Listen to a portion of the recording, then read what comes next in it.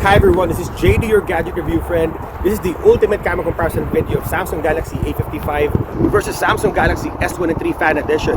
The battle of the latest mid-range versus the Fan Edition. Let the battle begin.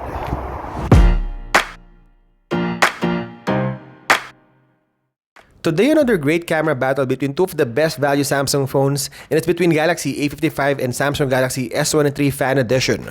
Although these two phones are way expensive than the other competition, but in terms of comparing this with the flagship S series of Samsung, these two phones provide better value compared to the top of the line.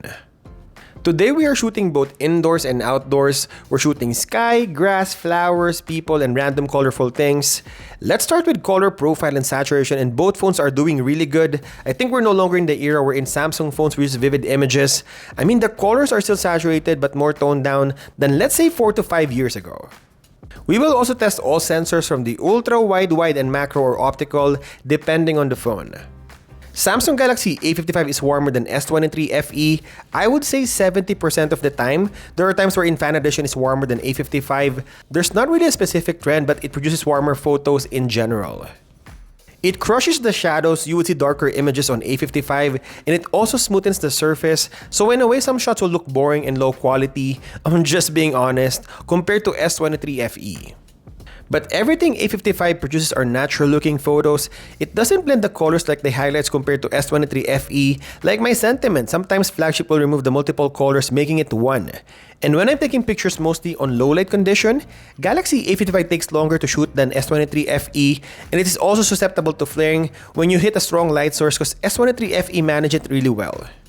While the new Fan Edition, although older than Galaxy A55, takes well-exposed images, I think 90% of the time S23 FE is brighter than Galaxy A55. It also takes cooler images, not all but most of the time, that's the tendency, and it's more saturated looking at the colors red, yellow, blue, and purple.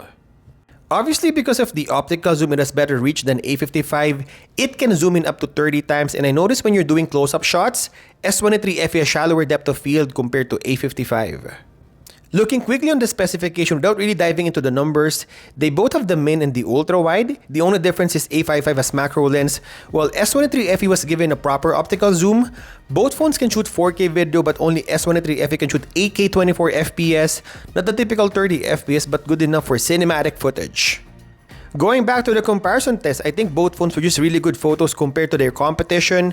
And looking at all sensors from the ultra wide, wide, and zoom, colors are consistent. The 3x optical zoom of S23 FE is a tad brighter than the other lenses.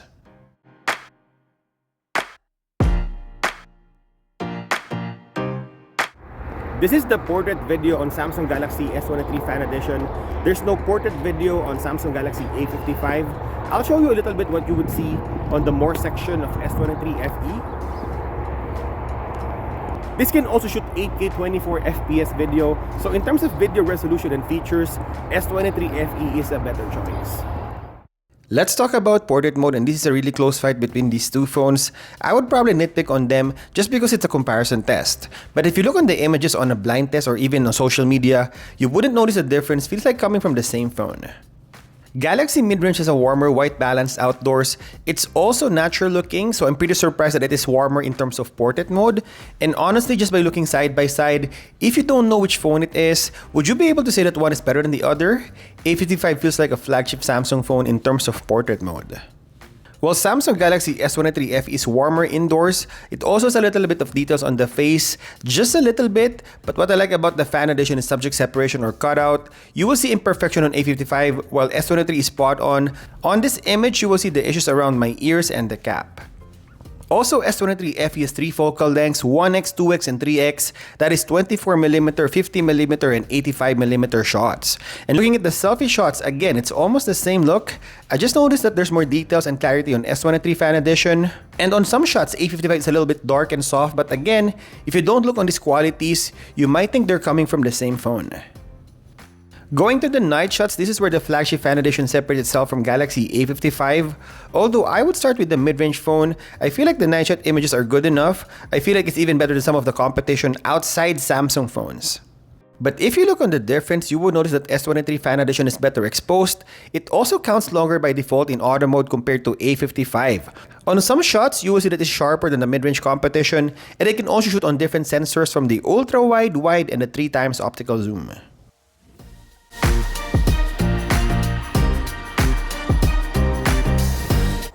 This is dual recording versus director's view of Samsung Galaxy S23 FE.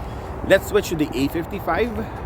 So this is the dual recording functionality of Galaxy A55. If you like a bigger screen phone, then Galaxy A55 is actually a good choice. I will show you a little bit of the more section of this phone. This phone can only shoot 4K 30 FPS, but in terms of quality, it's pretty good. Let's talk about flaring in all sensors, both ultra-wide and wide. Both manage it really well, so as the optical zoom of S23 FE, but on some shots where there's a strong light source, sometimes Galaxy A55 will provide a washed out look. Looking at the highlights on this image, if we zoom in, you will notice that A55 clips the highlights on the lights. And in terms of exposure, if we zoom into the plant, you will see that S23 FE is better exposed than Galaxy A55. One of the major differences of these two phones is the dedicated macro mode of Galaxy A55, which S23 FE cannot do. If you look at the sharpness, they both have the same quality from the ultra-wide and the main sensor.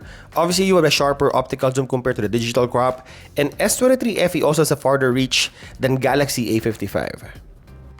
And lastly, the megapixel battles, details on a 50 megapixel readout. And if you zoom in on this photo, you will notice that S23 FE has more details. A55 is also a little bit soft. So that's it for the image test. A little bit better portrait mode and night shot on Galaxy S23 Fan Edition and macro mode on Galaxy A55. Now we're doing video tests on the stabilization, low light, and slow motion. Starting with the video zoom test, you will notice that S23 FE has a farther reach and has more details than A55.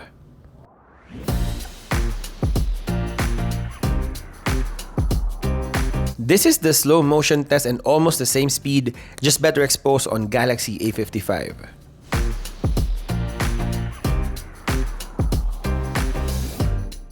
And same with the super slow motion, but the difference is A55 can only shoot 8 seconds, while you can shoot 18 seconds on S23 FE.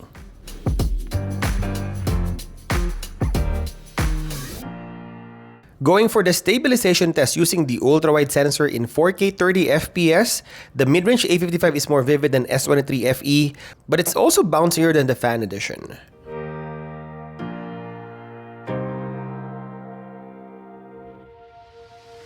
Now we're shooting using the main sensor, still in 4K 30 FPS, a little bit warmer on S23 FE, and in terms of stabilization, a little bit better too.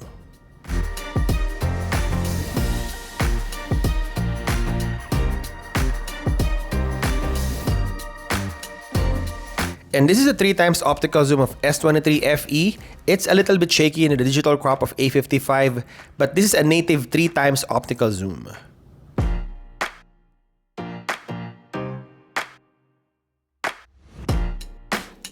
And lastly, low light video. S23 FE exposes the scene faster than A55. And if you look in the pitch black condition,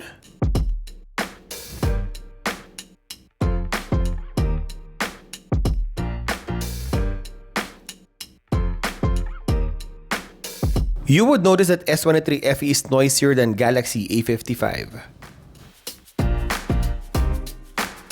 I think overall, S23 Fan Edition is still the better phone of the two, a slightly better portrait mode, better exposed night shot, functional 3x optical zoom, and bigger resolution on video. But I think what impresses me the most is how the mid-range A55 performs on my comparison videos. Although it's not perfect like the flagship competition, but honestly with almost half of the price compared to the flagship Samsung, this is a better value phone than everyone else.